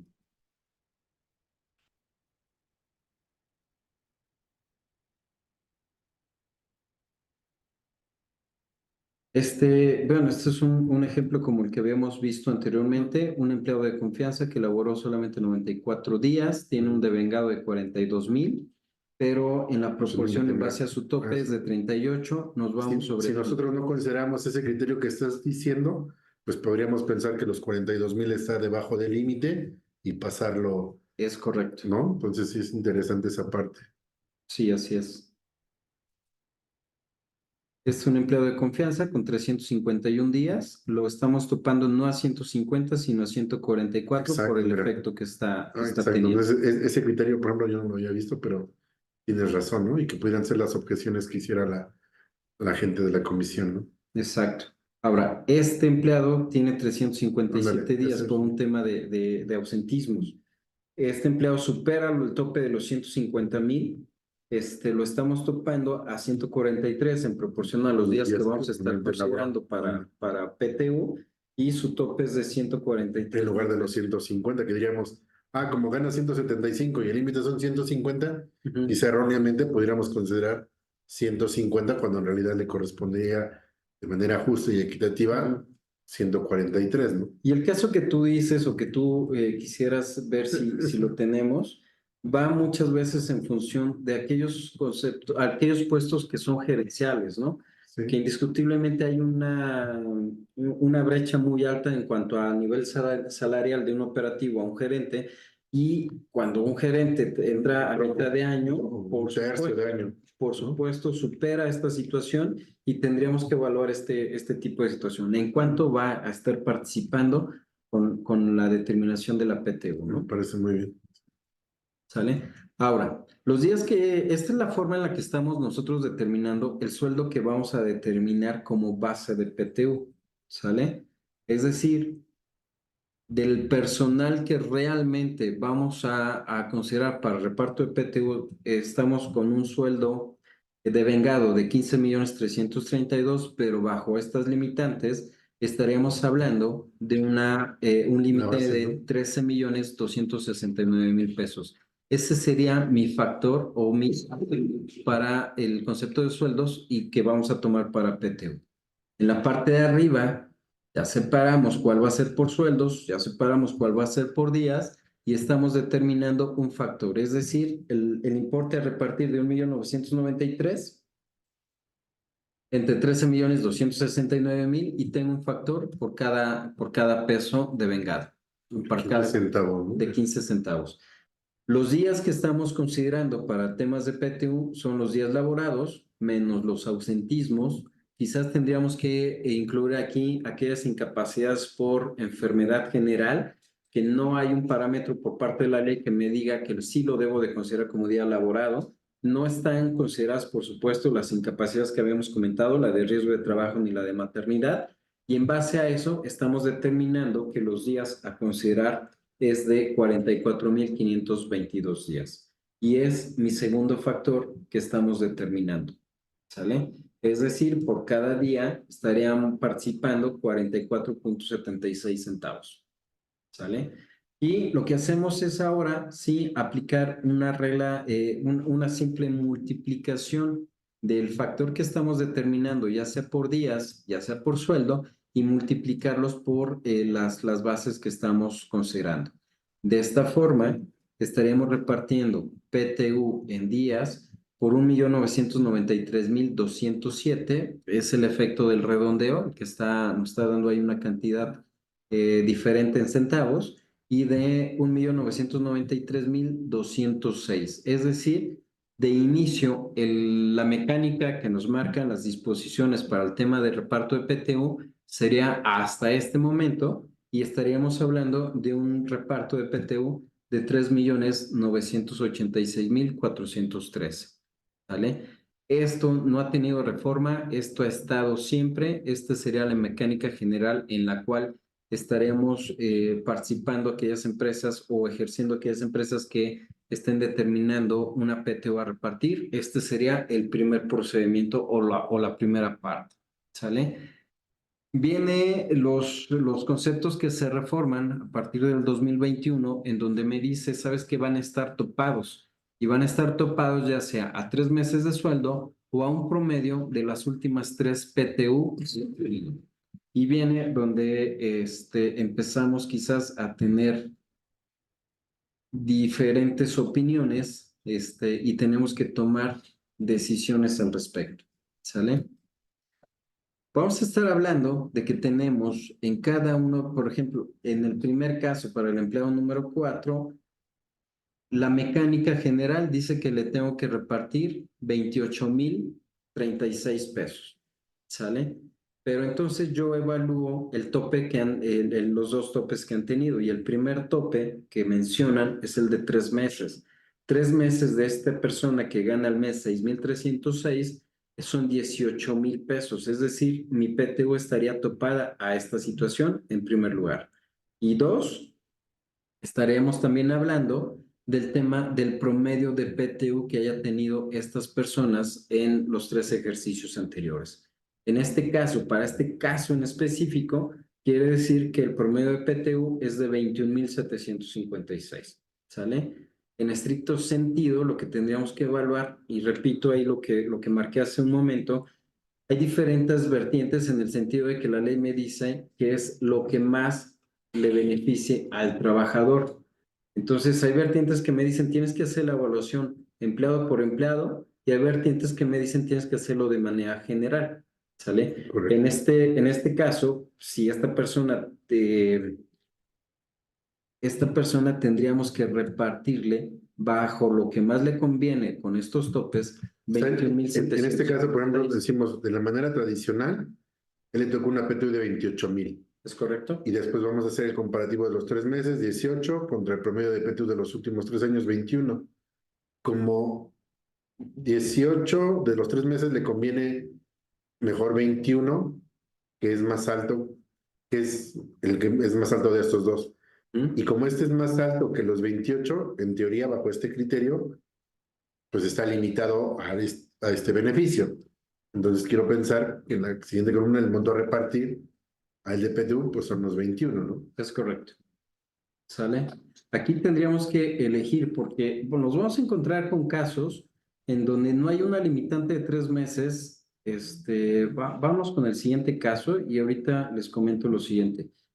En el siguiente caso estamos determinando 29,050 de PTU a repartir, ¿sale? Pero en este caso, los 3 meses estamos hablando de 20,200 y el promedio de PTU de 18,000. Entonces, hablando de los topes, el que más le conviene al empleado es el de 20,000. Es decir, tendríamos que repartirle a esta persona 20,200 pesos, ¿vale? Ahora, si nos vamos con el renglón número 4, que es el empleado 19, ojo con este caso porque por procedimiento la PTU es de 38,963, ¿sale? Oye, su tope es de 51,000, ¿sabes qué? Que la PTU a repartir está muy por abajo del tope, entonces no considero ese tope. Y dos, nada más por dato, válido que su PTU, el promedio de PTU de los 3 últimos ejercicios es de 42,000 pesos. Entonces, aquí el importe que voy a repartir es de 38,000, ¿sale? Entonces, si no excedo el tope, no estoy obligado a pagar el tope, es algo que queremos dejar muy en claro. Los topes se evalúan en relación a que si la PTU por procedimiento no supera estos dos topes, vamos a tomar un criterio, ya sea el que más le convenga, el promedio de PTU o el promedio de los 3 meses. En este caso, ninguno de los, la PTU a repartir por procedimiento normal no supera ninguno de los topes, entonces tendría yo que repartir El esta procedimiento situación. de la PTU de renta, vamos a decirlo así. Es correcto. Ahora, ¿qué pasa, por ejemplo, en el caso que también es una vertiente y creo que me parece que es una de las preguntas, ¿sale? Cuando estamos hablando de personal que se fue incorporando durante el ejercicio, pues no voy a tener yo un promedio de PTU de ejercicios anteriores. Entonces, en este caso, los sueldos están superiores a la PTU, perdón, los 3 meses de sueldo son superiores a los 3, a la PTU a repartir, no hay tope, pero ¿qué vertiente o qué situación podríamos estar aplicando para este tipo de empleados? Ya que no hay un promedio de PTU tampoco. O tomo que no existe el tope, o hay también gente que lo que está diciendo es que debería de hacer un ejercicio de cuánto le debió de haber correspondido, en los últimos 3 ejercicios. Oye, pero es que influyen diferentes factores, sí, pero resulta que ese puesto tú lo tenías en ese ejercicio, ¿sale? Con esos sueldos los tenías. Entonces, tendrías que tomar una vertiente de saber cuál vas a homologar en aquellos 3 años, cuál vas a homologar a cada uno de estos empleados y quizás calcular un promedio. ¿Te lo dice la ley? No, no te lo dice. No dice la ley. Hay por ahí una sección de preguntas y respuestas, si mal no recuerdo, en la página de la Secretaría del Trabajo, donde es una guía, pero bueno, solamente es una guía, no es normativo, donde dice que cuando no exista el dato, cuando no tengas el dato de, por ejemplo, esos casos, que consideres el importe que le corresponde o que repartiste a esa posición que estamos viendo, ¿no? No sé, pensando que fuera un operador de montacargas, ¿no? Que consideres el importe que le hubieras dado de promedio de PTU a esa posición. Cuando lo tienes, pudiéramos considerar quizá ese criterio. Pero ¿y qué pasa cuando es un puesto nuevo que no tenemos, no? Sí. Ahí cómo evaluamos. Entonces, realmente es un tema de definición. Digo, Entonces, no. también lo que también nos dicen las diferentes posiciones es, oye, pues está fácil para una plantilla de 260 personas. Quizás todavía es operativo hacer este tipo de análisis. Pero cuando estamos hablando de plantillas de 1000 personas, oye, ¿cómo hago este tipo de análisis en cuestión de cuál me conviene o cuál no me conviene? Y ahí viene otro supuesto. Y ese otro supuesto es el evaluar totales, ¿sale? Y Sí, evaluar totales es cuánto tienes de la PTU a repartir. Estamos hablando de los 3.986.000 pesos. Estos superan los 3 meses de sueldo. Te podría decir que para tema individual a veces sí, a veces no, pero en un tema global no lo supera. sí, porque aquí bajo este criterio, si nos tomamos, que es lo que el otro día comentábamos, lo que nos dice es que saquemos el promedio de los 3 meses. Y el promedio de los 3 meses, pues según esto son 4,683, que es mucho mayor que la PTU de renta, que son los 3,9, ¿no? Entonces, pues me olvido y nada más nos faltaría tener el promedio de PTU de los últimos 3 años. Si esto fuera, vamos a pensarlo así con las aristas que hemos comentado, si fuera 2,5, pues en este caso tendría que tomar como base el límite de los 2,5, no los 3,986.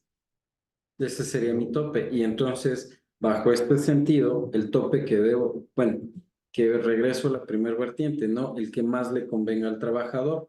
Y el que más le conviene al trabajador es este tope. Pero ¿Sale? excede, Pero excede. no puedo Entonces, repartir más de lo que es. lo que tengo que repartir serían estos 3.989.000. Pero hablemos de que aquí bajémosle para casos prácticos o para ejemplificar lo que estamos tratando de decir, bajémosle 1 millón de pesos.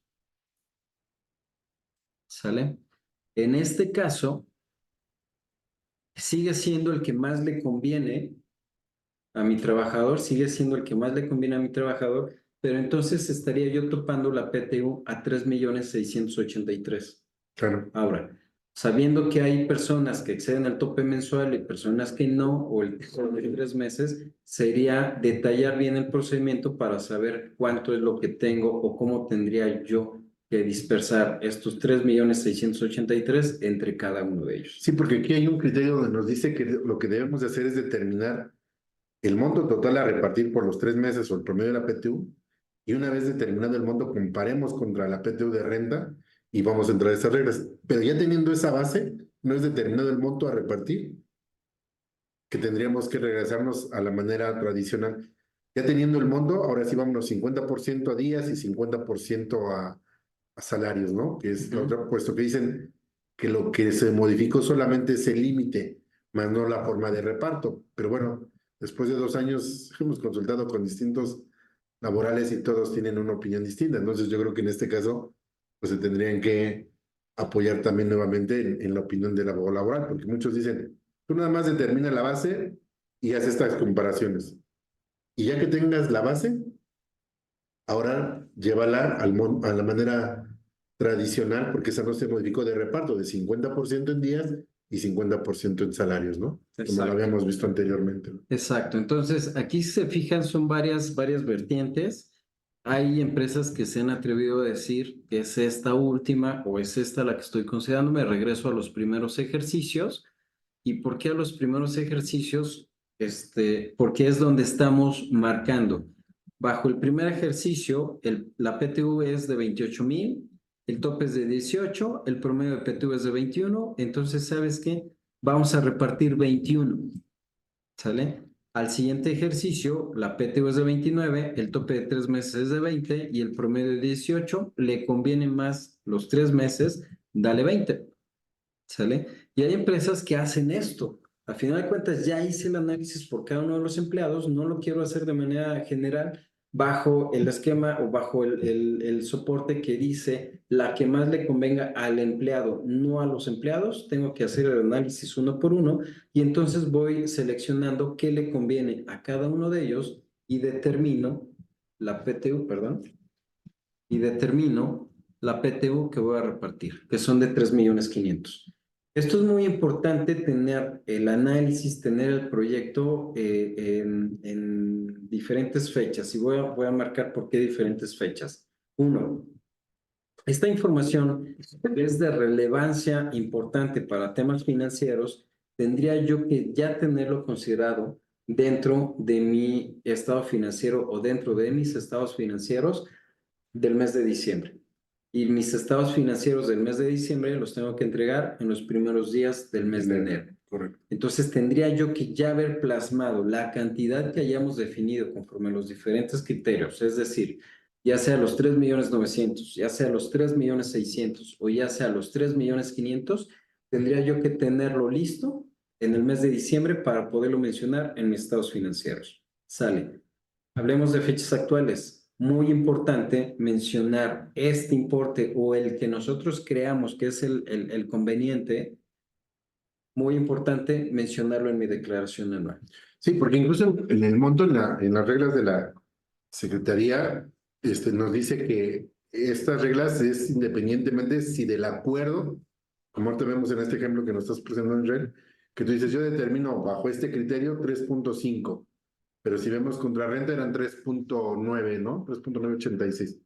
Entonces lo que nos dice la Secretaría del Trabajo y Previsión Social es, bueno, no obstante, si entre los trabajadores y la empresa, entre el sindicato y la empresa, ellos acuerdan un monto adicional a estos limitantes, podrán hacerlo, ¿no? Y nos encontramos con esta situación en la práctica que muchas empresas estaban acostumbrados a servir a los trabajadores un monto mayor.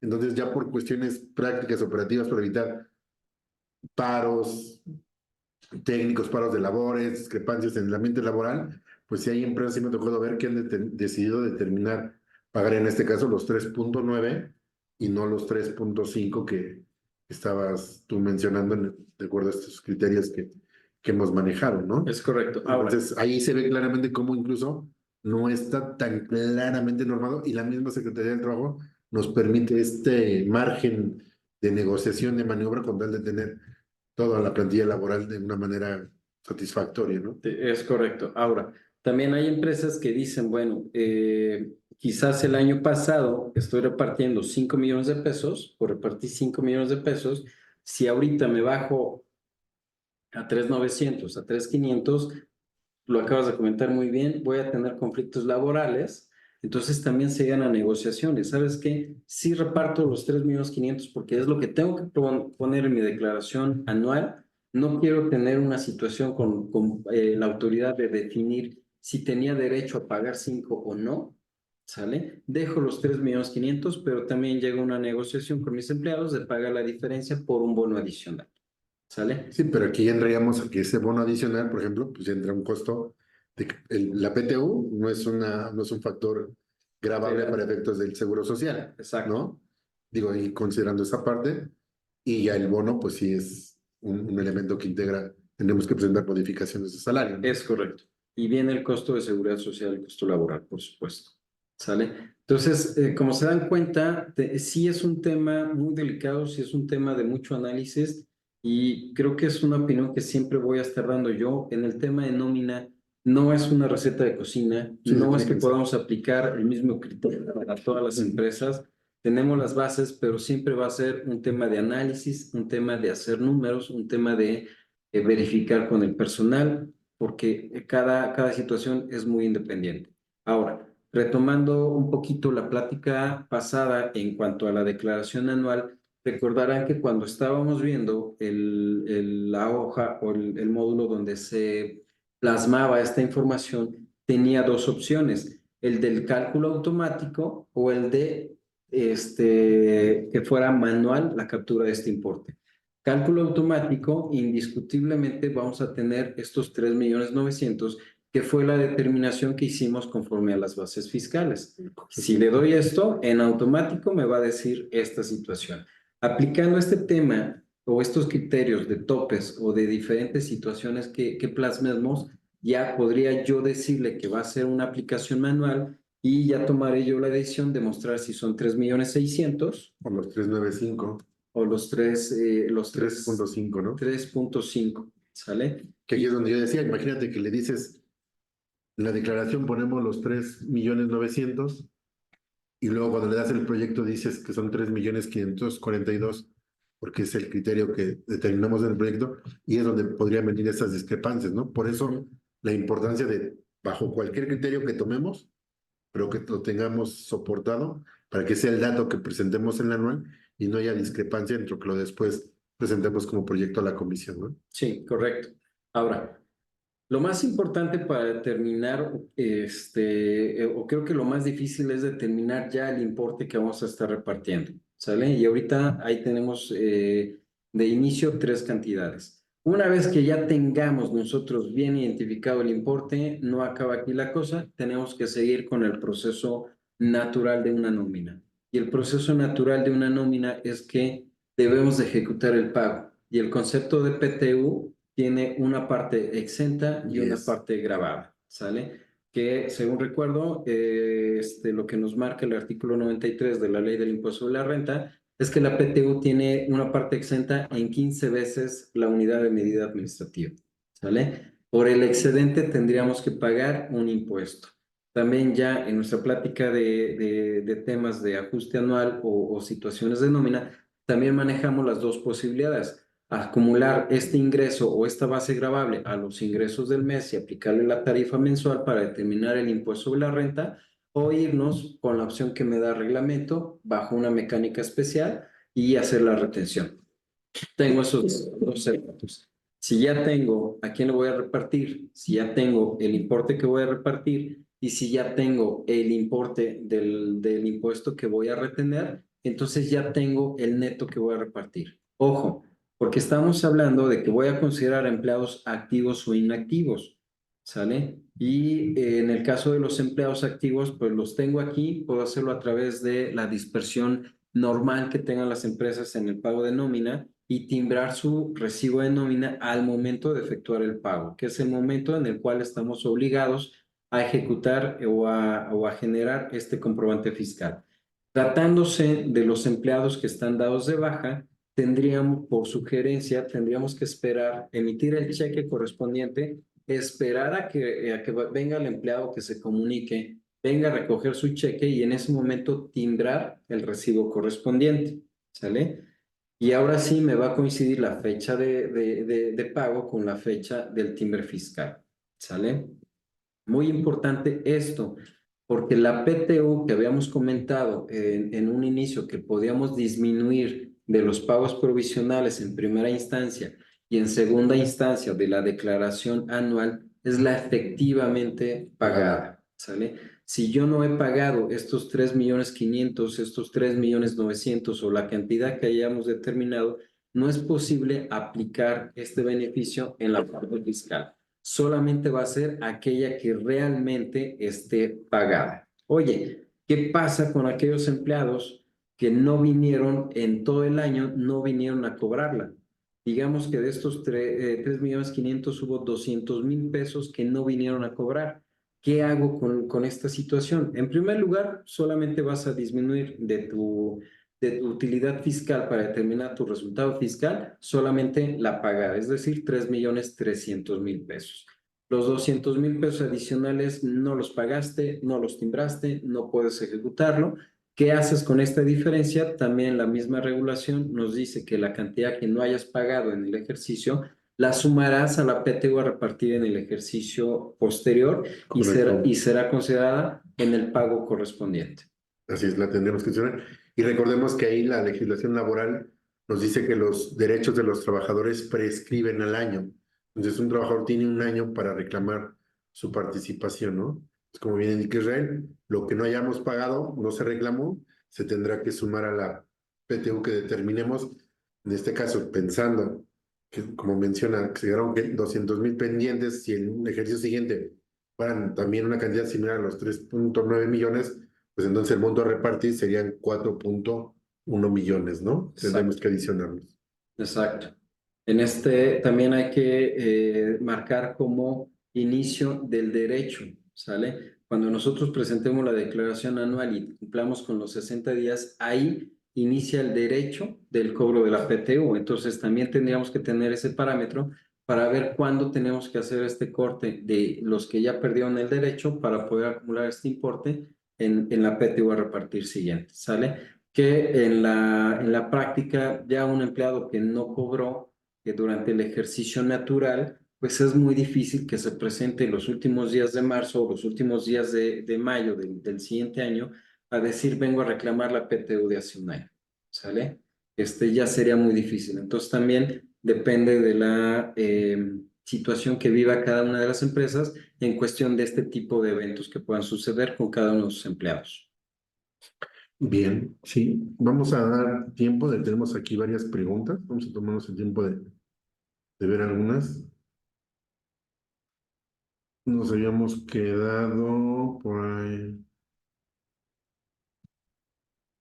Dice, buenos días, si no tengo 3 años anteriores de reparto, ¿cómo se hace el cálculo promedio?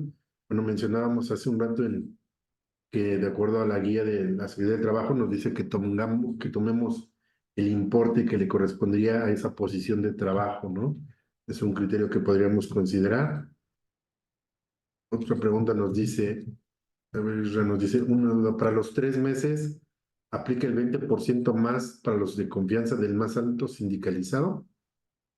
No, Promedio de porque los 3 meses de salario. no, porque a fin de cuentas ese tema ya nos sirvió para el tema de reparto, para el tema de determinar cuál es esa PTU que íbamos a repartir, el salario sobre el cual íbamos a basar el cálculo. Los 3 meses para el tope son los 3 meses de sueldo. Indiscutiblemente, esta gente, el tope de los 3 meses estaría arriba, no tendría por qué pagarles más que la PTU que nos dicta el procedimiento. Ok, nos dice, creo que es la misma pregunta, es decir, tengo empleados de menos de 3 años en la compañía. ¿Cómo calculo el promedio de los 3 años anteriores? Siempre tendrá que ser entre 3 o dependerá de los años de participación que haya tenido. Bueno, la regla siempre nos dice que debe ser el promedio de los 3 años. En el caso, como mencionamos en la pregunta anterior, de que tenga 2 años no y el último sí, pues será tomar el promedio que le hubiera correspondido a esa posición, ¿no? Otra pregunta. Nos dice, también creo que lo mencionaste ya, ¿con qué salario se calcula PTU? ¿Con salario 2024 o salario 2023? Bueno, Es el devengado en 2023, la regla es muy clara, es el devengado y este ejercicio, por ejemplo, para que fuera muy ad hoc a las reglas que están impuestas, todo este devengado está en base al acumulado de CFDIs emitidos durante todo el año.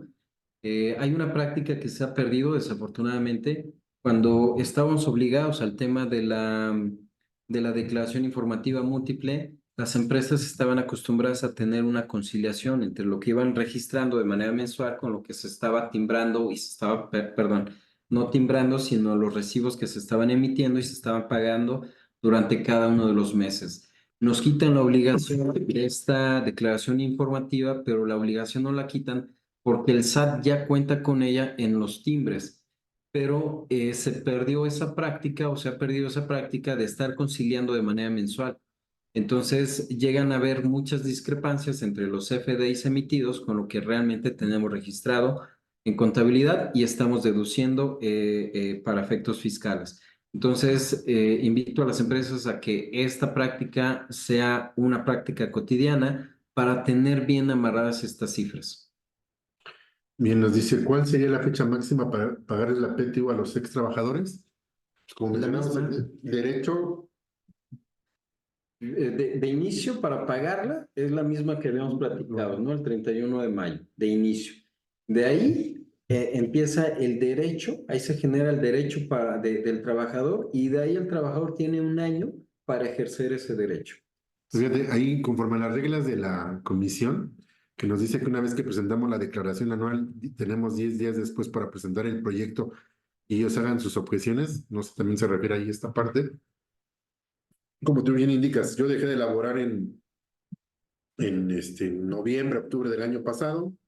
Mi derecho para pagarlo, para pedir mi PTU, sería mayo del siguiente año, ¿no? Y a partir de ahí, como bien indicas, empezaré a correr mi año. Pero como para el siguiente año, esa PTU que no cobré o que eventualmente no he cobrado, como mencionamos, la tengo que acumular y este proyecto lo tengo que presentar 10 días después de que presenté la declaración anual, entonces realmente el término o la fecha límite sería por ahí del 10-15 de abril. Correcto. Porque la PTU que ya no cobré, yo la tengo que sumar al proyecto de reparto del siguiente año, ¿no? Sí. ¿No? Luego también nos preguntan, ¿para el límite de los 3 meses se toma el salario mínimo o el UMA? No, es el salario con el El cual, salario devengado, ¿no? digamos, sería el salario mensual que tiene registrado. El trabajador, ¿no? Exacto. Nos dicen por aquí, ¿podría repetir nuevamente cómo se determinó el sueldo topado? Sí, ¿Nos ayudas? el sueldo topado se determina eligiendo al trabajador sindicalizado con mayor percepción en el caso de sueldos y salarios, es decir, la cuota diaria, el que haya ganado más, obvio. Existen diferentes parámetros que tenemos que considerar, ¿no?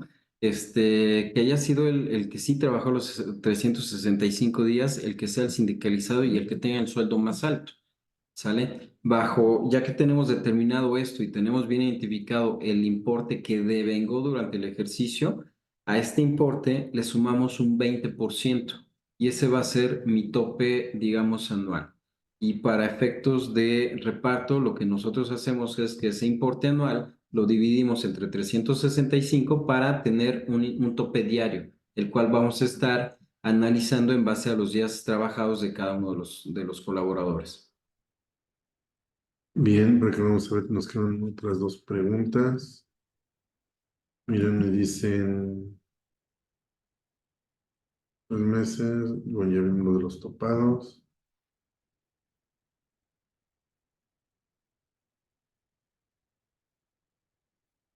Dice, si se pagan de los 3 métodos a los trabajadores en el reparto de PTU, ¿cuál sería la base? Pues la suma, ¿no? Como Sí, mencionaste tú hace un rato, ¿no? en la suma que vimos de 3,5 millones.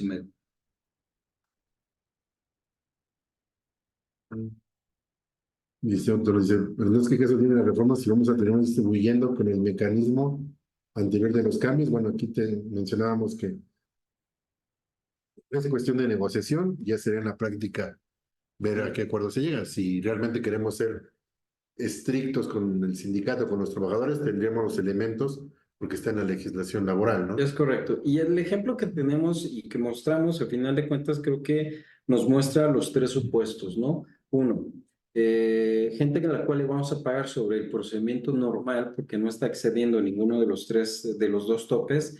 Gente que le vamos a estar pagando, digamos, el tope de los 3 salarios mensuales y gente que le está pagando en base al promedio de las 3 últimas PTU. Pero yo no dudo que en el mercado haya empresas que la PTU es 3 veces más en la determinación tradicional que el tope mensual, ¿sale? Y créanmelo, lo he visto en la práctica, hay empresas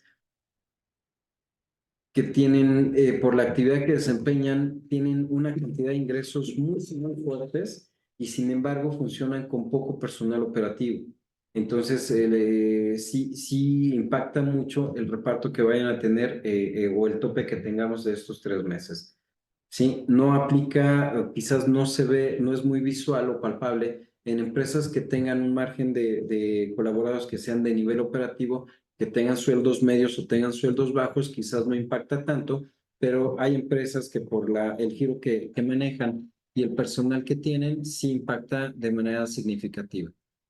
La regla hay que seguirla y hay que ver cuál es lo que más aplica a cada una de las empresas.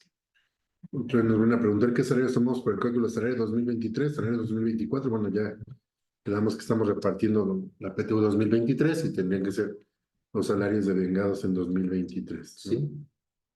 Y nos hacen otra pregunta, nos dicen, si tuve un trabajador por 60 días en determinado periodo y después lo tuve por 30 días en otro periodo, pero en el mismo año, ¿se le pagará la PTU por 60 o por 90 días? Fuiste muy claro en tu observación que no deben de ser consecutivos, pueden ser seccionados y realmente los días que te trabajó durante todo el ejercicio son 90 y los sueldos que devengó durante el ejercicio es sobre 90 días. Tendremos que estar tomando los dos periodos. O sea, no es condicionante que tengan que ser consecutivos o no No. quedamos, ¿verdad? No. Y sería el salario que le corresponda a esos 90 días. Nos preguntan que si vamos a compartir el material. Sí, les recordamos que la presentación se proyecta en nuestras redes sociales y a todos los que nos tuvieron el gusto de acompañar, pues les vamos a hacer llegar por correo la plantilla de Excel que se vio en el ejercicio para que ustedes lo tomen como base. Como bien mencionaba Israel, no es fórmula general, tendrán que analizar las características de su empresa, pero podría servirles como una guía para hacer el proyecto de reparto, ¿no? Es correcto. Pues creo que son todas las preguntas. No sé si tengan alguna más, ya nos quedan 5 minutos. ¿Algo más que quieras compartir, Israel? No, realmente no. Tratamos de abarcar todos los criterios, todas las dudas que se nos han presentado en la vida real, en la práctica cotidiana. Tratamos de ejemplificar y darle respuesta a todo aquello que día con día nos han preguntado. Los invito a que nos hagan mucho caso porque tenemos que cambiar mucho la mecánica de trabajo, ¿no? La autoridad en base a los FDIs tiene muchísima información, está tomando muchísimos criterios. Nosotros estamos tratando de seguir los criterios y compartirlos con ustedes para efectos de que evitar invitaciones, evitar requerimientos, evitar diferentes situaciones y que al momento de entrega de información o entrega de obligaciones, como son las diferentes declaraciones, padezcan lo menos posible. ¿Sale? Fíjate, nos hace una pregunta, nos da tiempo. Dice, quiero aprovechar para comentar que en nuestra experiencia teníamos sindicato y como ya no es obligado, ya renovamos contrato sindical. Aquí quiero hacer un paréntesis. Ya no es obligado, o sea, realmente existe la reforma, es que hay libertad sindical. Incluso podríamos llegar a tener más de un sindicato en la misma empresa y habría después ver quién es el titular del contrato colectivo de trabajo, ¿no? Pero bueno, nada más quería hacer pues, esa puntualización. Quizá ya no renovaste con el que venía anteriormente trabajando porque tus trabajadores ya no quisieron seguir afiliados a ese, pero en cualquier momento se pueden afiliar a cualquier sindicato y tendríamos esta característica. Pero bueno, dice, por tanto, no tengo empleado sindicalizado. ¿Y qué empleado tomo el administrativo de más alto salario? No tanto es el administrativo, porque el administrativo, separemos el tipo de empleado en dos. Uno, ¿cuál es aquel personal que es de confianza? Y personal de confianza es aquel que participa con los diferentes colaboradores que ejercen la dirección de la empresa o la administración de la misma, ¿sale? ¿Y cuál es el empleado de base o el empleado operativo? ¿Sale? Manejemos un ejemplo. En el caso de un despacho de abogados, ¿sale? El personal de dirección, pues obvio, el titular del despacho o los titulares del despacho y la gente que ejerce administración o dirección. Y de ahí podemos estar hablando de que quizás un abogado forma parte de personal de confianza, no lo vamos a tomar, pero quizás tienen a un chofer para las un mensajero, una secretaria, que no ejerce actos de dirección o que no ejerce funciones de personal de confianza. Ese sería el parámetro. Ese chofer, ese mensajero, ese recepcionista, sería el parámetro de tomar el similar del sindicalizado y de ahí ejerceríamos el tope del 20%. Ok. Bueno, pues a ver, creo que por ahí, ¿no? Dice, estamos obligados a decirle al personal que laboró en el ejercicio 2023 y que actualmente ya no labora con nosotros sobre el reparto de utilidades. Sí, tenemos la obligación. Por ahí creo que hay unos parámetros que incluso tenemos que mencionarlo en un medio de difusión nacional, pero bueno, la realidad es que cuando hay PTU, todo el mundo sabe, ya los colaboradores o ex colaboradores, todo el mundo se entera y después posteriormente se presentan a cobrar la gran mayoría, ¿no? Sí, muchos de ellos hablan por teléfono y preguntan cuándo voy y ya se les da la indicación, ¿no? Generalmente le damos prioridad a la gente que está activa, que sigue colaborando, sacamos una nómina de PTU que se paga por transferencia y como tú mencionabas, para los que han dejado de laborar, lo correspondiente sería pagarles vía cheque, ¿no? Vía cheque o en Sí, el momento que nosotros se presenten, hacer hacer la transferencia. ¿no?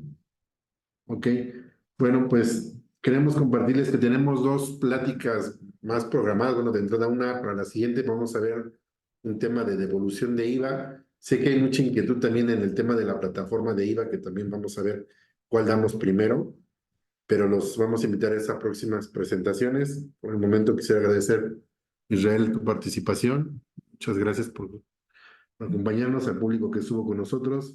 También muchísimas gracias e invitarlos nuevamente a que consulten nuestras redes sociales y a que estén pendientes de nuestras próximas sesiones, ¿no?